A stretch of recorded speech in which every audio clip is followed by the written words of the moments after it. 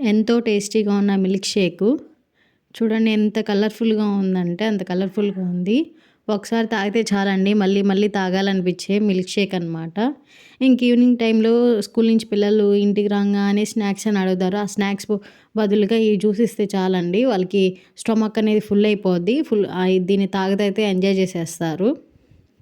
Almost pregnancy women's కానీ పెద్దవాళ్ళు కానీ ఫ్రూట్స్ తినడానికి చాలా ఇబ్బంది పడుతుంటారు, ఇష్టం లేని వాళ్ళు. ఇది జ్యూస్ కానీ ఇస్తే ఫుల్గా అయితే ఎంజాయ్ చేస్తారనమాట.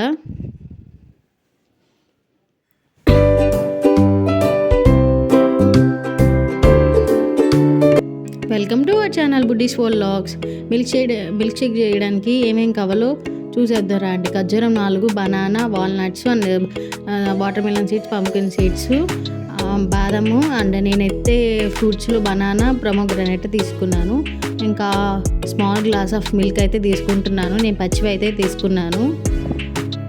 ఇంక మిక్సీకి వేసేసుకుందామండి.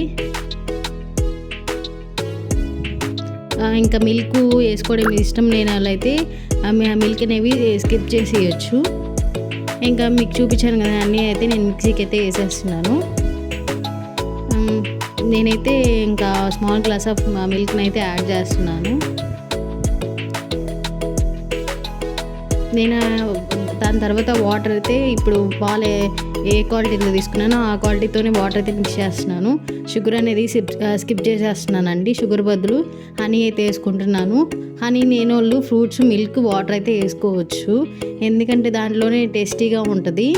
వేసుకోకపోయినా హనీ అయితే నేను మిక్సీ పెట్టేస్తున్నాను. చూసేయండి, కలర్ అనేది చేంజ్ అయింది ప్రొమోగ్రానేట్ వేయడం వల్ల.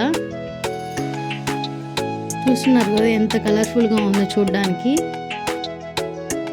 Iron levels and blood levels తక్కువగా ఉన్న వాళ్ళు ఇంకా 2 డేస్కి ఒకసారి కానీ 3 డేస్కి ఒకసారి కానీ 1 glass of dry fruits milk juice తాగితే చాలండి, హెల్తీగా అయితే ఉంటారనమాట.